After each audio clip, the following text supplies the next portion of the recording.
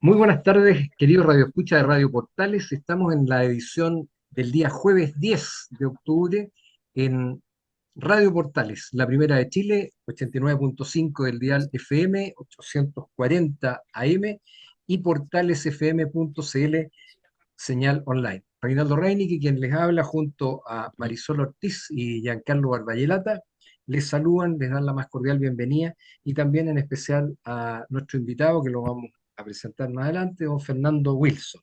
Saludamos también Ujú. a nuestros controladores, don Luis Salinas y don Claudio Alvarado, que hacen posible la emisión al aire, y también a don Marco Leblanc, que nos coopera en nuestro canal YouTube. Así que un gusto verlo. Marisol, Giancarlo, gusto de saludarlos. Igualmente, qué rico estar de nuevo por acá conversando sobre temas interesantes. Sí, Así es. también feliz de estar en este nuevo capítulo, muy contento, van a haber interesantes temas, así que ahí lo dejo don Reinaldo para que presente a nuestro invitado al día de hoy. Sí. Ujú. Bueno, queridos Radio Escucha, estamos con don Fernando Wilson, destacado académico de la Universidad Adolfo Ibáñez, muy cotizado en los medios, sobre todo ahora último con el conflicto en el Medio Oriente, que vamos a conversar de ello. Y don Fernando Wilson es doctor en historia y con muchísimos otros pergaminos que lo hacen una persona muy interesante para que nos ilustre de lo que está pasando en el mundo y también en nuestro país. Así que, Fernando, muchas gracias por aceptar nuestra invitación Por y favor, bienvenido. ¿Mm? muchas Oye, gracias a ustedes por invitar. sí, como siempre voy a hacer un rápido repaso de algunos titulares o cosas que han llamado la atención, por supuesto, y de lo que vamos a hablar con don Fernando, es el conflicto en el Medio Oriente, cómo ha ido escalando, ¿no es cierto?, la represalia Ujú. israelí sobre Irán luego del ataque con misiles, también cómo ha escalado esto frente ya no solo al ámbito de Palestina contra Hamas, sino que también ahora en el sur del Líbano y en la capital del Líbano también eh, respecto de Hezbollah. Eh, esta semana también se recordó el trágico ataque que desató todo este conflicto, que lo reavivó, ¿no es cierto?, Ujú. de Hamas sobre civiles de muchos kibbutz en la frontera, que fue realmente un acto de barbarie. Por otra parte, llama la atención también el huracán Milton, que a pocas semanas de haber soportado, ¿no es cierto?, Estados Unidos, el huracán Helen, este parece que va a Exacto. ser bastante más dañino. Eh, ya tocó tierra, ¿no es cierto?, anoche, la noche de miércoles a jueves, y va a cubrir la parte intermedia de la península de Florida, sobre todo desde el Golfo ha impactado, ¿no es Ujú. cierto?, a lo que es Tampa, y Mm. muchos chilenos conocen todo lo que es Orlando, así que ahí el tema es realmente complejo. Bueno, y la primera presidenta en México, la señora Sheinbaum, no sé si está bien pronunciado, pero Ujú. debuta enfrentando al narcoterrorismo que tiene sumido a México en un conflicto tremendo, realmente, como las bandas narcos, los carteles dominan muchísimo territorio. Esta semana han asesinado a figuras políticas, alcaldes de ciudades importantes, incluso a uno lo decapitaron. Así que, bueno, tenemos que aprender para que no lleguemos a eso. Y en lo Eso. Ujú. nacional, las acusaciones contra los ministros de la Corte Suprema y contra la ministra Tobá, ¿no es cierto?, han sido también objeto de titulares. El anunciado término del CAE y el reemplazo por el FES que está anunciando el presidente justo en las semanas preelección. Y también llama la atención el fracaso de los SLEP, que ya se suspendió, se congeló el traspaso, porque claramente muestra que esa no es la solución. Y el quinto aniversario de la intentona golpista, la sonada revolucionaria o estallido social, delictual, como queramos llamarle, también está marcando agenda, porque luego de la encuesta CEP, el gobierno ahora no quiere recordar o celebrar ese triste episodio de nuestro país, ocurrido tan solo hace 5 años atrás, y cómo el país cambió de un momento a otro. Ujú. Avanza la ley antiterrorista también, con la oposición del oficialismo sobre ciertas medidas que permitirían eh, detectar de mejor forma la coordinación terrorista, hacer escuchas telefónicas. eh, y bueno, y sigue la escalada de asesinatos en nuestro país. O sea, ojalá no llegamos a ser como México. Así que Bueno, eso es un poco lo que me ha llamado la atención de los últimos titulares. Hay muchísimas otras noticias y también una de las cosas que quiero destacar, el anuncio del nuevo cardenal que vamos a tener, un hombre Monseñor inteligente, Chomalí. Ujú, Monseñor Chomalí Garib, que a todo esto es de origen palestino. Eh, ujú. Realmente una persona destacadísima que creo que va a ser un muy buen líder de la iglesia en Chile. Así que eso, Marisol, eh, yo sé que tú tienes una pregunta interesante para nuestro invitado. Sí, Fernando, mira, me gustaría tocar un poco el tema del Medio Oriente desde el punto de vista de los actores que están Ujú, insertos en eso. Estamos hablando de Netanyahu, estamos hablando de Irán, estamos hablando ujú. de Turquía, ¿no es cierto?, Palestina. Entonces, ¿cómo ves tú las acciones que han tomado ellos en términos de este conflicto? A ver, en términos gruesos, lo que estamos viendo es un cambio geoestratégico en la región. Básicamente, frente a las posibilidades de un Irán nuclear, inmediatamente los estados árabes prefieren alinearse con Israel antes que con lo que se llama o se denomina el eje de la resistencia, que está centrado en torno a Irán. El ataque del 7 de octubre, hay un amplio consenso que se da precisamente para impedir eh, que Israel reanudara, más bien estableciera relaciones diplomáticas con Arabia Saudita y de esa manera continuar avanzando esa dinámica que encerraba o rodeaba a Irán. El ataque del 7 de octubre, sin embargo, particularmente por las dosis de barbarie y los registros en video que hubo de violaciones, de tortura, de ejecuciones sumarias, etcétera, eh, fue mucho más allá de lo que Irán y sobre todo Hamas especulaba. Convirtió lo que era una dinámica regular de intercambio de violencia entre e Israel en un conflicto mítico de sobrevivencia para Israel. Es decir, esto salió de un intercambio racional de violencia, por paradójico que pueda sonar una afirmación así, básicamente una guerra convencional, lo que Carl Schmitt denominaba un conflicto real sobre objetos, sobre temas de carácter material concreto, para pasar a un conflicto mítico de tipo absoluto, en el cual la única forma de que un bando se sienta tranquilo es con la destrucción completa de la capacidad del otro. Y ese es el origen de esta tragedia. No estamos en un escenario en el cual eh, haya contrapartes racionales y razonables con los cuales negociar. Lo que tenemos son contrapartes que están totalmente dominados por emociones, pasiones, que no van a terminar hasta que un bando prevalezca respecto al otro. Y en este momento todo indica que es Israel el que está ganando, entre comillas, después de un año y pese a tener 7 frentes abiertos, etcétera. La verdad es que su capacidad militar y su red de alianzas les entrega una capacidad de predominio objetivo. Mm, sí. Eh, Oye, y respecto del descabezamiento de las cúpulas militares de Hamas Ujú, y de Hezbollah, unos sunitas, ¿no es cierto?, Hamas y chiitas, Hezbollah, ujú, ¿es una solución ese descabezamiento? Porque por ahí leía que en realidad rápidamente son capaces de articularse, de buscar nuevos liderazgos, pero ujú, probablemente que la, ¿cómo se llama?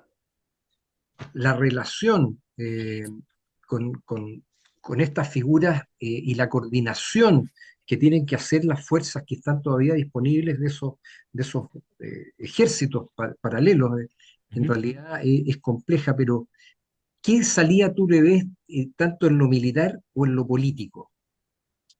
A ver, la neutralización, eliminación, muerte de los liderazgos tanto de Hamas como de Hezbollah están directamente vinculados a lo que mencionaba con anterioridad. Son básicamente golpes de carácter simbólico.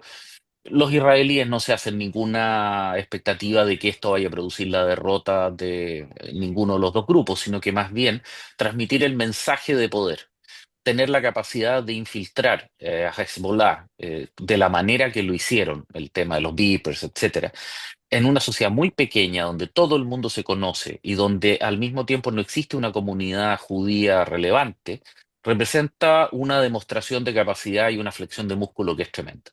En lo estrictamente militar, les entrega ventajas de corto alcance. Básicamente, esto es muy parecido a lo que hizo Gran Bretaña con IRA o España con ETA. Cuando se produce un descabezamiento rápido y muy extendido de los cuadros de mando de organizaciones de estas características, se complica severamente la conducción. Es decir, básicamente se les hace muy difícil que tomen decisiones para poder responder militarmente. El ataque de decapitación sobre Hezbollah es el precedente a la intervención en el sur del Líbano para impedirles que puedan montar una resistencia efectiva como lo hicieron en el año 2006. Y están teniendo éxito en ese sentido, por cuanto efectivamente la resistencia de Hezbollah en el sur del Líbano ha sido comparativamente baja.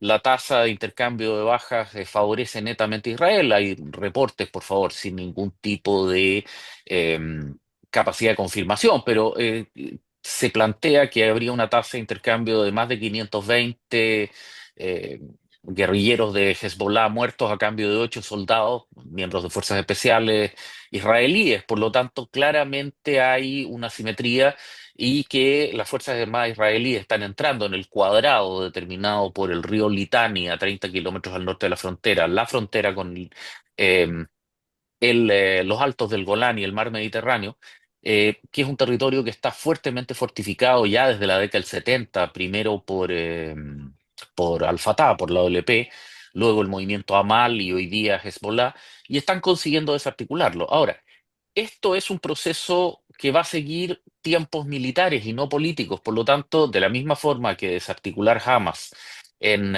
Gaza ha representado un año de operaciones de combate y el horror de la demolición de una zona urbana con 2 millones de habitantes, eh, digamos, más decenas de miles de muertos, más allá de la confiabilidad o no que tenga la cifra del Ministerio de Salud de Hamas, pero el hecho concreto es que no vamos a discutir por 1.000 muertos más o 1.000 muertos menos, es una cosa espantosa por derecho propio.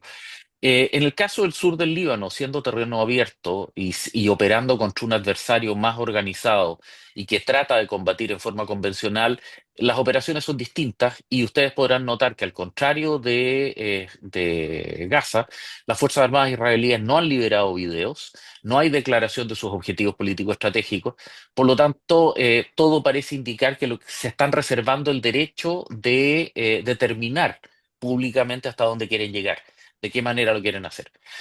Encuentro muy improbable que los israelíes acepten suspender las operaciones en el sur del Líbano antes que por lo menos el arsenal de cohetes de Hezbollah haya desaparecido y Hezbollah acepte la resolución 2107 de las Naciones Unidas del 2006 de retirarse al norte del río Litani, cosa que el ejército libanés no ha sido capaz de imponer hasta el día de hoy.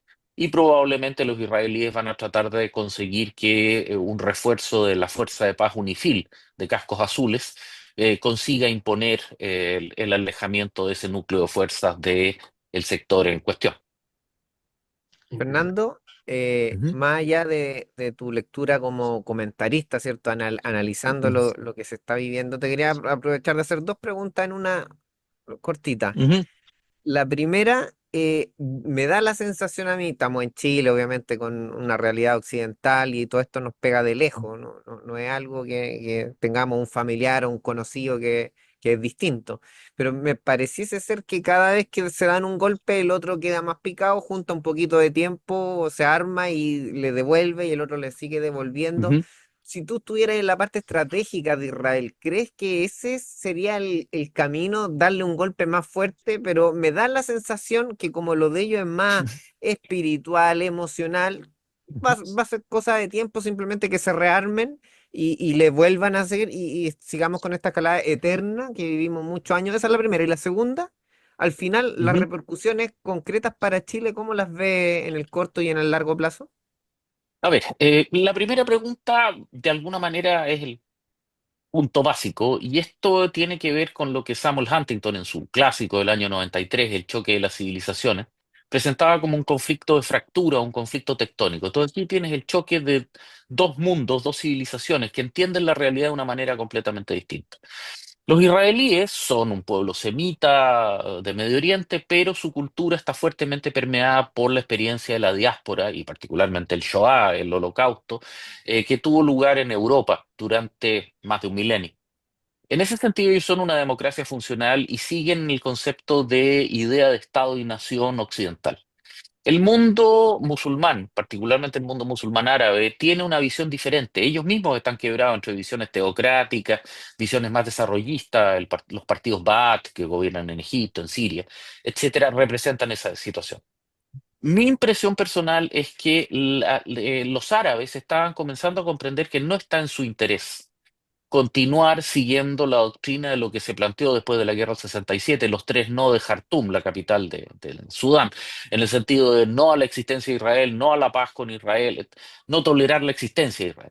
Eso es inviable, eso es imposible. Israel es una potencia nuclear con una economía altamente desarrollada, fuertemente globalizada, y los árabes más racionales y más razonables ya asumieron eso y lo que están tratando de hacer es aprovechar la coyuntura del riesgo que representa Irán, que recordemos no es árabe, es persa y a la vez es chiita, tiene una visión del mundo a su vez distinta, rival del mundo árabe, para cerrar esta situación. Recordemos que, por favor, Egipto, bajo el presidente Sadat, firmó los acuerdos de Camp David en 1979, 77, perdón, posteriormente Jordania en 1994 en el marco de los acuerdos de Oslo. Por lo tanto, me atrevería a decir que las monarquías del Golfo entienden perfectamente la situación. El punto es que tiene que haber una ventana de oportunidad, y esa ventana de oportunidad fue lo que destruyó Hamas. Ahora, si ustedes leen las declaraciones del canciller saudita hace unos 2, 3 días atrás, muy duro respecto a las operaciones israelíes en Gaza, pero de la misma manera plantea a Hamas como un grupo terrorista. Es decir, ya comenzamos a notar cambios tectónicos en lo que es la definición que tiene el mundo árabe respecto a determinado mundo. Es decir, los, los, el movimiento Hamas, palestino y árabe sunita, pero terrorista y enemigo. Por lo tanto, ya se comienza a trizar esto. Obviamente Irán está tratando de impedirlo para evitar quedar aislado y bueno, tienes un desastre asociado en el sentido. El respecto al caso nuestro, bueno, el impacto tiene varios niveles. El obvio es propio de una economía pequeña, muy globalizada, el incremento del precio del petróleo, inestabilidad económica global, descenso del precio del cobre. Bueno, eso es inexorable, propio de todo, cualquier tipo de escenario de estas características. Pero en un plano más nacional, resulta bastante complejo el hecho que el presidente Boric haya decidido romper la tradición política chilena de no importar el conflicto en Medio Oriente a Chile y de manifestarse desde la perspectiva de la comunidad que mantenían las comunidades palestinas y judías en Chile. Recordemos que Chile tiene la mayor comunidad palestina fuera de eh, Medio Oriente y si bien la comunidad israelí no tiene las dimensiones que tiene, por ejemplo, en Argentina, ciertamente se trata de una comunidad activa y con una presencia relevante dentro de nuestra sociedad. Cuando el presidente Boric manifiesta su distancia con Israel, cuando se niega a recibir las cartas credenciales del embajador Gilad Arzieli, y posteriormente se produce el incidente del rechazo a la presencia de los expositores de la industria de defensa israelí en FIDAE, genera un conflicto, importa un conflicto que luego se agrava por los distintos intercambios que ha tenido el embajador Arzieli con distintos miembros de la coalición gobernante. Esa parte me parece compleja, porque estamos importando un conflicto que no es nuestro y al que, por más que uno pueda solidarizar desde una perspectiva humana con la tragedia que está ocurriendo ahí, el mundo en términos geopolíticos está perfectamente y claramente alineada y no podemos dejar de lado el hecho de que en la acción legal internacional que Chile está patrocinando contra Israel en la Corte Internacional de Justicia, vamos acompañados por verdaderos estados paria como Madagascar, Myanmar, que es la antigua Birmania, y una serie de otros países cuyo récord en la defensa de derechos humanos es cuando menos discutible. Por lo tanto, la verdad es que no me gusta la compañía con la que estamos actuando en relación a este conflicto. Oye, Fernando, y Ujú, respecto de la presencia de agentes iraníes en Bolivia, ujú, y cierto, la ministra de Seguridad argentina también nos pasó un recado a mediados de año, a comienzos de año, ujú. respecto a la presencia de esto, que debíamos estar alerta. Chile se molestó, pero después Era eh, real. parece que recibió información fidedigna ¿Eso cómo lo ves tú? ¿Qué influencia podría tener, sobre todo en el desorden que actualmente tiene Bolivia? Eh, Exacto. A ver, en términos prácticos, muchos grupos paramilitares, terroristas, organizaciones de liberación nacional, el nombre que se les quiera dar, actúan en América Latina esencialmente porque el descontrol institucional y la fragilidad de distintos regímenes locales les permite operar esencialmente desde una dinámica de lavado de dinero. Existe toda una estructura internacional conocida como la economía gris, liderada por la Rusia de Putin, el Irán de Rafsanjani y Pezeshkian, y una serie de otros estados que utilizan América Latina básicamente para lavar dinero, eh, canalizar recursos a grupos de resistencia, etcétera. La embajada iraní en La Paz tiene 600 miembros acreditados como diplomáticos con inmunidad y pasaporte tal. El propio Irán ha firmado diversos acuerdos de tipo militar. Y no olvidemos que en los dos extremos, en un sentido longitudinal, Bolivia tiene la triple frontera, que es un centro de, digamos, contrabando y falsificación reconocido.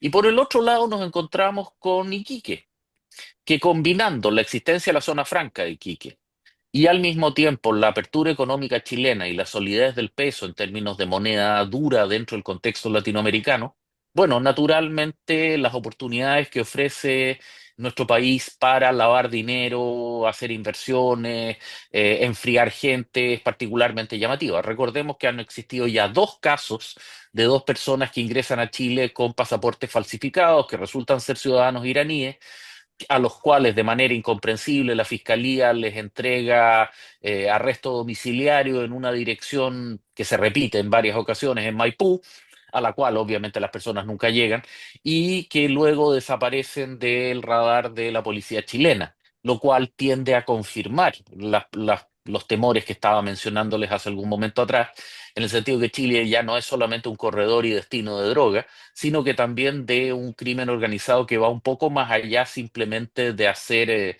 digamos, comercio, digamos, contrabando, venta de droga, el negocio general de la droga o cualquier otra acción en ese sentido, sino que ya estamos entrando en ámbitos francamente complicados, eh, tráfico de armas, etcétera. Recordarán ustedes el proceso que se estaba dando a través de encomiendas, a través de los cuales se estaban exportando a Chile piezas y partes de pistolas austríacas Glock que no son metálicas, por lo tanto no son detectables por los sensores de rayos, etcétera. Es decir, tenemos un problema que por alguna extraña razón el mundo político, no digo solamente este gobierno, sino que el mundo político no lo quiere entender de manera seria y sistémica más allá de la realidad. El Instituto Atina Lab, digamos, tiene una serie de investigadores, dentro de los cuales está Pilar Lizana, etcétera, que se han especializado en temas de seguridad, no desde la perspectiva militar o de defensa, sino que desde la perspectiva del crimen organizado, y que, bueno, predican en el desierto, porque hay gente que no los quiere escuchar, simple y sencillamente. Perfecto. No, no, súper claro y preocupante, indudablemente, porque algún efecto ese Ujú, conflicto eh, puede repercutir, por supuesto que va a repercutir en el precio del petróleo, los combustibles que ya están ujú. elevadísimos y Sin de alguna comentarios. tenemos que prepararnos para eso. Oye, pero estamos llegando a la mitad del programa. Yo sé que tú prefieres delegar la elección Absolutamente. musical que todos nuestros invitados hacen, así que le vamos a pedir a Marisol a ver si nos tiene alguna sorpresa musical para poder ir al intermedio musical. Bueno, si me piden una canción, a mí me encanta una cantante irlandesa que se llama Dido y su Mm, canción White Flag, bandera blanca, ujú. que Perfecto, podría ser una posibilidad de esta guerra, ¿no? Difícil. perfecto. Le vamos a pedir entonces a don Claudio Alvarado que la busque rápidamente para poder ir con White Flag a petición de Marisol. No nos dejen, ya volvemos para seguir conversando y aterrizar un poquito en nuestro país, que tenemos hartas cosas que están en el aire. Ya volvemos. Estamos de vuelta con Fernando Wilson, con Giancarlo y Reinaldo. Y vamos a conversar ahora de nuestro país. Y nuestro país hoy día ya va a ser una semana más. Vamos a tener una, entre comillas, no sé si llamarlo recuerdo, porque ya es una cosa que aniversario sería terrible, Ujú, lo que pasó el 18 de octubre del ujú. 2019. Curiosamente, después de que el gobierno el año pasado hizo una celebración de los años de ese estallido, entre comillas, eh, este año no ha hecho nada. Ha sido una, digamos, han querido, digamos, como pasarlo, entre comillas, piola. Entonces, uno se pregunta, ¿por qué será? Si fueron agentes importantes, fueron personas que apoyaron este estallido, todo lo que sucedió. ¿Qué opinas tú, Fernando? ¿Por qué crees tú que eso pasa? A ver, en Chile tiene una historia de tener una estructura institucional relativamente rígida, en lo que en términos de sociología política se define como cristalina. Es decir, en general nos resulta tremendamente difícil introducir cambios antes que estos se imponen normalmente desde una perspectiva más o menos violenta. El ejemplo paradigmático es el fin de la República Parlamentaria con Arturo Alessandri Palma, digamos, en su primer gobierno entre el 20 y el 25, con todo lo que se desató asociado a ello, digamos, y que le puso fin a una forma de ver el mundo y lo reemplazó con otra. En esa situación, el estallido delictual, ¿no? Digamos, porque fue capturado, digamos, por bandas violentas, piños, etcétera, de barras bravas, ataques a retenes y cuarteles policiales en las comunas periféricas de Santiago y las grandes ciudades, etcétera, surge de un proceso de que de alguna manera gradualmente va erosionando la dinámica y la estructura institucional chilena ya marcadamente desde fines de la primera década de este siglo, cuando comenzamos a alterar algunas estructuras institucionales y sobre todo se comienza a tolerar la violencia como una manifestación política válida. Recordemos, por favor, que antes del 18 de octubre nosotros teníamos reiterados incidentes en distintos colegios, los llamados emblemáticos. eh, Recuerdo aún patente cómo había ocasiones en las cuales en un día se lanzaban más de 60, 70 bombas Molotov en el Instituto Nacional, el José Vitorino Larrazábal, el Instituto del Internado Nacional Barros Arana, etcétera. De la misma forma, grupos de ultraizquierda ya comenzaban a hacer proselitismo político abierto. Teníamos algunos liderazgos políticos particularmente agresivos, incluso presentes en televisión, donde muchas veces se los invitaba como una suerte de curiosidad, pero que propugnaban y planteaban una aproximación de carácter rupturista respecto a la sociedad. El estallido, recordemos que se asocia a una dinámica en la cual los jóvenes del Instituto Nacional salen de su colegio y entran a la estación Universidad de Chile, a la estación Moneda del metro, saltando los torniquetes, tratando de cortar el tráfico del metro. Esto escala posteriormente con ataques a una multiplicidad de estaciones y ahí viene efectivamente, ahí me sumo a lo que mencionaban ustedes respecto al ex canciller Ampuero en relación a que hasta el día de hoy persiste la gran duda de qué es lo que permite transitar de esta anomia y anarquía radicalizada juvenil a unas manifestaciones de violencia extraordinariamente intensas con además conocimientos técnicos que permitieron quemar la red del metro de la forma brutal que se hizo. Ahora, eso marca un quiebre, marca una ruptura dentro de la estructura institucional chilena que muchos miembros y actores del sistema político chileno no comprendieron a cabalidad. Tenemos la escena realmente patética, una de las grandes, va a ser una de las manchas oscuras que van a persistir en la historia, en nuestra historia institucional, de ver a la primera línea siendo recibidos como héroes en el edificio del Congreso Nacional en Santiago.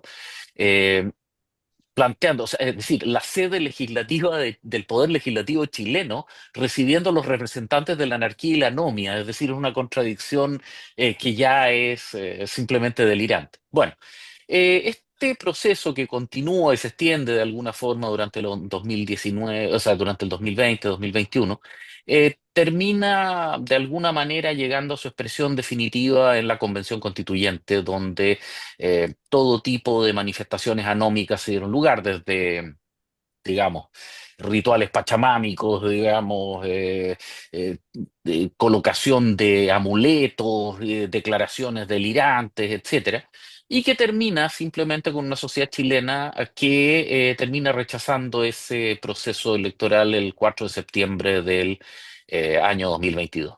Ahora, el cambio de paradigma es evidente. En octubre del 2019, el mensaje que teníamos en Chile es que Chile era un país rico, mal repartido.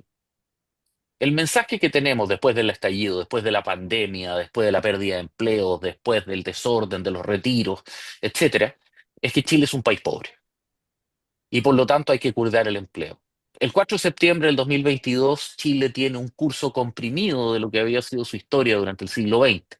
Tenemos un estallido inflacionario, tenemos percepciones de violencia callejera, tenemos una serie de experiencias que por lo menos 3 generaciones chilenas no habían vivido y predeciblemente no les gustó, y eso se ha ido replicando posteriormente en una sucesión de elecciones, encuestas, etcétera, donde la reciente encuesta CEPA, hace pocos días atrás, nos muestra básicamente a una sociedad que pareciera que dar la imagen de que se quiere volver a una escena de concordia social y de prosperidad comercial y económica, que claramente la administración que tenemos no puede proveer en relación a las contradicciones ideológicas que tiene su variopinta coalición de gobierno, digamos, sus 2 o 3 coaliciones de apoyo, considerando que Apruebo Dignidad ya está fragmentada entre el Frente Amplio y el Partido Comunista. Giancarlo, Fernando, sí, te quería preguntar tu opinión, porque aquí Ujú. no, sin ir muy atrás, pero viendo los últimos 50, 60 años de Chile, me da la sensación que estamos viviendo 20, 30 años y vamos de péndulo en péndulo. Si uno lo empieza a mirar con un poquito de análisis, del 50 al 70, Chile se fue poco a poco izquierdizando o terminó en Allende, evidentemente. Después, por lo que pasó con el golpe militar, del 70 al 90 fueron medidas más liberales o de derecha, si lo queremos llamar de alguna forma. Después vivimos esa década intermedio entre el 90 al 2000 que podríamos decir que era una izquierda derechizada o una derecha de centro, da lo mismo, pero era la mejor mezcla entre ambos, una concertación, pero con Ujú. políticas liberales, bien raro también. Y me parece que el estallido empezó el año 2000 si uno lo analiza desde su perspectiva, donde Bueno, terminó en el 2019, pero esos 20 años fueron poco exacto. a poco carcomiendo el tema de la desigualdad, creció Mm, mucho el tema de exacerbar ciertas cosas, y claramente estos últimos 4 o 5 años la sociedad creo que ya entró en el nuevo ciclo de los próximos 20 años, y el año pasado arrasó Republicano, ganó el rechazo, ahora la gente, te doy una anécdota, el centro de alumnos de la Universidad Católica hace 5 años pedía sacar los torniquetes. Este año pidieron poner los que les- torniquetes. pero por Entonces, supuesto, la generación cambió. Antes queremos abrir y ahora queremos cerrar porque seguramente se robaban los notebooks, las mochilas. Estamos viviendo esa transición que es lo que nos debería marcar 20 años. ¿Lo ves a, tú? a ver, tengo que aclarar y discúlpenme que me extiendo un poquitito en esto, pero soy profesor de historia. Me formé en Católica Valparaíso con profesores como don Héctor Herrera Caja, don Raúl Bonocore, don Eduardo Cavieres, etcétera, y por lo tanto no puedo dejar de lado 2 cosas que se me quedaron grabadas a fuego. Primero, la historia no se repite. Y por más que Mark Twain le guste decir que rima, la verdad es que los fenómenos, puede que haya síntomas parecidos, pero la verdad es que la mar de fondo es completamente distinta. Y el segundo de los elementos, estoy completamente de acuerdo contigo, es que no podemos entender la historia como o los procesos políticos simplemente como coyunturas, como eventos individuales, sino que simplemente hay que analizarlos desde la perspectiva de los procesos. Y no puedo negar que la escuela para mí nunca va a ser PUC-B, para mí siempre va a ser UCB, digamos. Todavía tengo mi polerón de la generación 26. Eh, digamos, de alguna forma, hay que entenderlo en dinámicas o en ciclos de décadas. ¿A qué es lo que voy? En el caso concreto chileno, Chile sufre durante el 2000 al 2015 el impacto de 3 procesos globales que son extremadamente acelerados. El primero de ellos es, naturalmente, una dinámica de crecimiento económico que termina con la crisis subprime el 2008, pero que le permite a Chile, al igual que el resto del mundo, tener una dinámica de crecimiento económico asociado a los commodities, la famosa crisis, o sea, más bien la famosa burbuja de los commodities, impulsada fuertemente por China, que le permitió a Chile crecer de manera económica de forma increíble, pero de manera asimétrica. Ganamos enorme capacidad adquisitiva, pero no generamos las dinámicas de cultura asociadas a eso.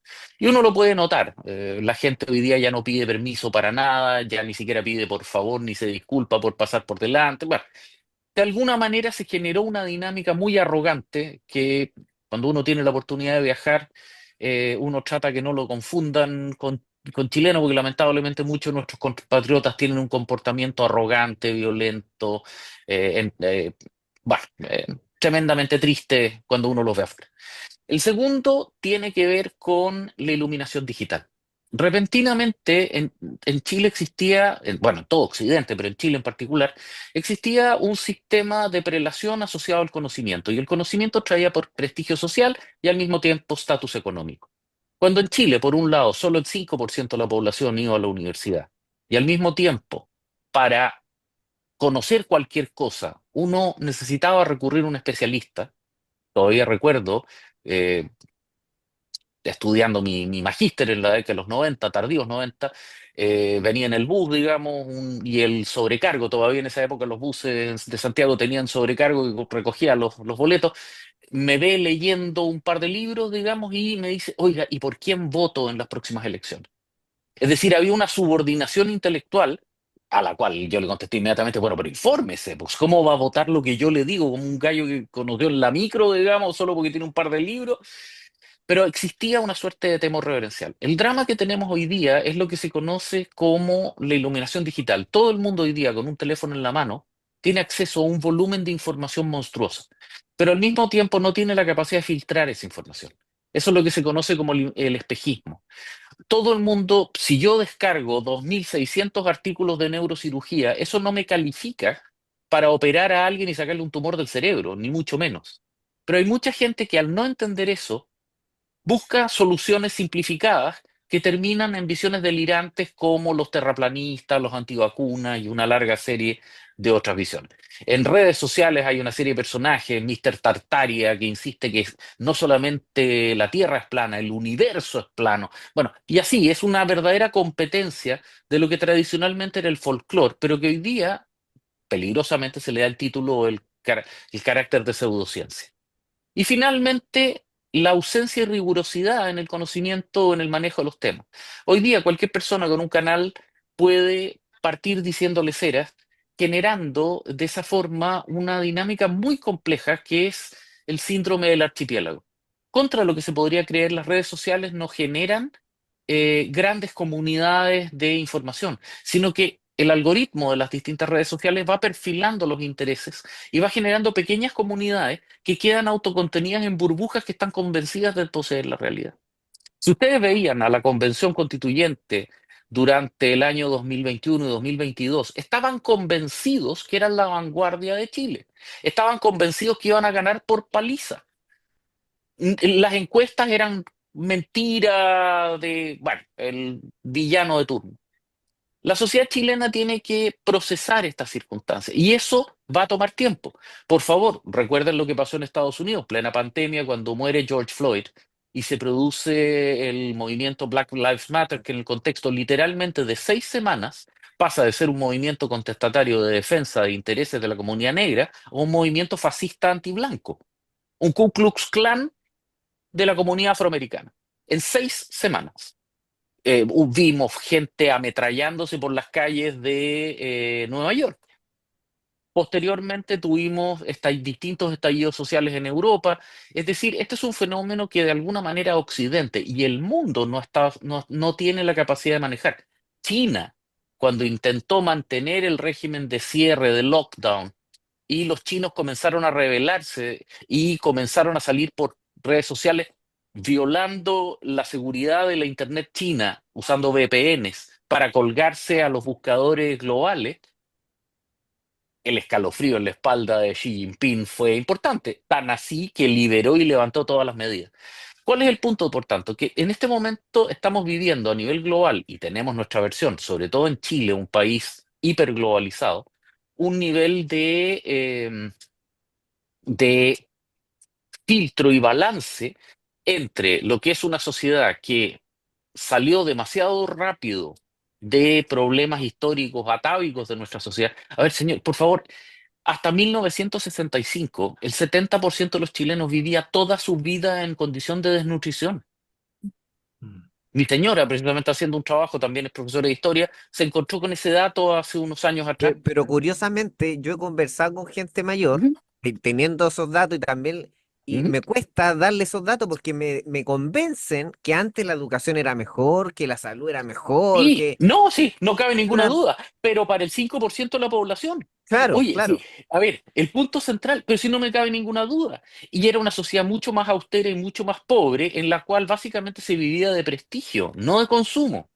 Pero resulta que, claro, cuando mis papás se casaron, mis papás todavía tienen las cuentas de, bueno, mi mamá es una persona extremadamente ordenada, y claro, sí, había cinco, a ver, partamos de la base que la lista de chequeo de cuentas que yo tengo que pagar cada mes, comparado con la que ellos tenían, tenían este segundo, digamos, en esa época, no tenían ni teléfono, po. O sea, yo hoy día tengo que pagar 3 planes de celular con datos libres, 2 conexiones de internet, una plétora de dispositivos. No me estoy quejando, eso permite hoy día tener acceso a un volumen de información. Pude ver los misiles iraníes caer en tiempo real sobre Israel, pero a cambio de eso tenemos que entender que hay muchas, y habemos muchos, que tenemos que dosificar y manejar eso. ¿Y eso cómo se resuelve? Con tiempo, y no hay forma de superarlo. En ese sentido, los eventos que nos están pasando a nosotros no son tan distintos a los que están pasando en el resto de Europa. Por favor, miren la última elección presidencial en Francia, eligiendo entre Macron, Mélenchon, bueno, o el caso del desastre que tienen los americanos ahora el próximo 5 de noviembre, entre Kamala Harris y Trump. Es decir, o el drama británico. Sacaron, echaron a los Conservadores, conservadores, ahora están los Starmer, laboristas con Starmer, y Starmer es un desastre, lo están acusando de corrupción, recibió unos regalos, colapsó en las encuestas a los 2 meses de llegar al poder.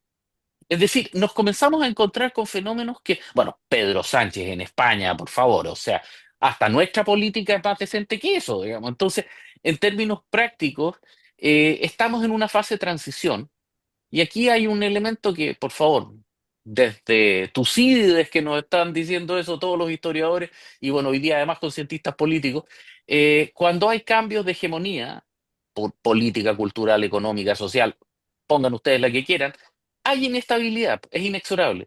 Y no hay un invento que sea más alterador de equilibrios sociales y políticos que el acceso universal a la información. Oye, qué interesante, Fernando, y desgraciadamente el tiempo se nos va acabando. Viene un proceso ya este fin de semana, ya no se pueden generar más encuestas, vamos a quedar a dos Ujú, semanas de elecciones. ¿Tú crees, así, en un minuto, antes de despedirnos, que va a haber ujú. un vuelco importante, por ejemplo, en las gobernaciones? Prácticamente todo Chile, excepto solo una gobernación regional, está en manos de la centro derecha, todo el resto de izquierda. Ujú. ¿Cómo A ves ver, cómo se puede vislumbrar el futuro?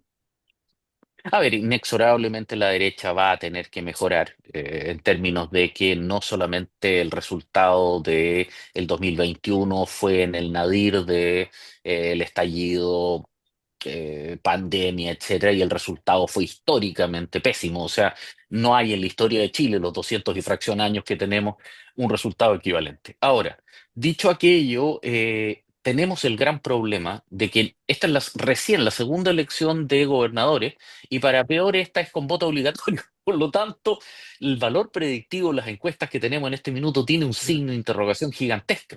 Y con segunda Eh, vuelta, además. y ¿Mm? con segunda vuelta además. Y más encima con el factor de que el proceso electoral se va a desarrollar en 2 días. O sea, la cantidad de factores alteradores que tenemos es tremendo. Ahora, indudablemente la derecha, en el caso concreto la quinta región, yendo dividida en tres, eh, hace que por un lado sea altamente probable que haya una segunda vuelta. El señor Mondaca, digamos, si bien retiene entre el 25 y el 30% de votos, que es el voto duro de izquierda que apoya al gobierno, digamos, en ese sentido hay una cierta simetría, ha demostrado una habilidad impresionante para pelear con todos aquellos representantes políticos que no sean parte de su visión particular de la vida.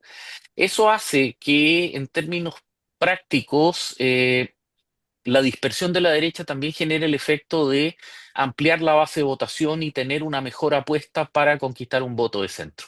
La especulación es que el candidato de derecha que pueda pasar a segunda vuelta estaría en un mejor terreno de poder capturar los votos de derecha de los otros candidatos del sector que la capacidad que tendría Mundaca de poder ir al centro.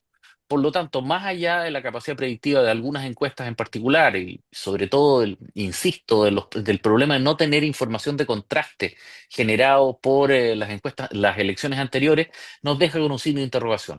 Algunos tratan de extrapolar el resultado de la elección de consejeros del segundo proceso electoral. No es exactamente lo mismo, pero la contundencia de esa votación puede significar algo. El votante obligado, por decirlo de alguna forma, la persona que no iba a votar antes y que está yendo a votar, en general es un votante más moderado que no se siente llamado por el voto de izquierda, que a la vez tiene el daño y el desgaste de 3 años de un gobierno que, bueno, ha tenido que mutar dramáticamente en su esquema de gestión. Por lo tanto, basta con ver los resultados de la acusación constitucional contra los ministros Vivanco y Muñoz de la Corte Suprema para ver que no están manteniendo consolidación dentro de las distintas coaliciones de gobierno, ni siquiera para algo tan delicado como una acusación constitucional. Por lo tanto, bueno, queda todavía la acusación a la ministra del Interior, que por favor es varios órdenes de magnitud más crítica, pero el hecho concreto es que hay buenos argumentos para sostener que la derecha debería crecer. Quizás no tanto como la izquierda teme, que está en este momento con un nivel de pánico bastante importante. Pero el hecho concreto es que ya hay una solidez electoral, una solidez en términos de lo que es digamos, particularmente en lo que es la expectación de candidaturas presidenciales, que tienden a mostrar un péndulo en ese sentido relativamente consolidado. Al final del día, cualquier persona que diga que tiene una respuesta milagrosa o mágica está mintiendo. Y Ok. ahí no puedo evitar que, si bien es cierto, mi máster es en ciencia política, mi licenciatura y mi doctorado son en historia, y en ese sentido me siento mucho más cómodo mirando para atrás que mirando para adelante, pero hacia el futuro. Pero en este minuto, con la cantidad de imponderables y con la cantidad de variables que tenemos en el juego, cualquier análisis de proyección es imposible. E incluso el propio Pepe Out, que ha hecho un trabajo que es faraónico de análisis, todavía está entregando solamente tendencias, no está entregando resultados concretos, lo Sí. cual confirma un poco el punto que estamos mencionando. Bueno, Fernando, oye, súper interesante como siempre, se nos pasó el tiempo volando y bueno, vamos a conversar después de las elecciones, a ver Por qué es lo favor, que pasa, qué es lo que acontece y qué nos depara el futuro, a ver si la bola de ojalá, cristal de muchos analistas ha dado luces. Así que eh, te agradezco, ojalá que nos vaya bien. que nos vaya bien y bueno, dejo a Marisol y Giancarlo para que se despidan también. Así que hasta la Por próxima. favor, por Marisol. favor. Bueno, un gusto nuevamente, Fernando, un placer escucharte. Quedan muchas preguntas ahí dando vueltas porque realmente tu sabiduría y tu conocimiento es muy, muy, muy importante de ser escuchado. Así que te agradezco que hayas aceptado nuestra invitación. Y bueno, nos veremos el próximo jueves con Reinaldo y con Giancarlo. Sí, Por muchas favor, hasta la gracias. próxima. Hasta Gracias luego. Fernando, gracias Marisol, gracias Reinaldo, tremendamente interesante. Ojalá que hayan quedado hartas preguntas, más que las respuestas que dio Fernando, preguntas para que cada uno siga Mm. reflexionando sobre cada uno de los temas. Así que nos vemos la próxima semana. Sí, yo tengo Bien, una pregunta que me gustaría dejar colgando ahí en el asunto que Ujú. dice que estaba reflexionando con respecto al 18 de octubre, a raíz del libro que escribí. Ujú. ¿Por qué el Congreso todavía no hace una investigación del 18 de octubre, de la quema del metro? ¿Por No, han qué? hecho, han, han hecho 3 comisiones investigadoras, pero ya. porque Es no que les no, interesa. No hay voluntad. Ya. Pero estamos en el No hay límite, voluntad. así que nos despedimos y ese es un tremendo temazo, así que lo vamos a Ujú. abordar en algún minuto dentro de las próximas semanas. Ok, hasta la próxima, hasta Chao, el chao. jueves 17. Chao. nos vemos.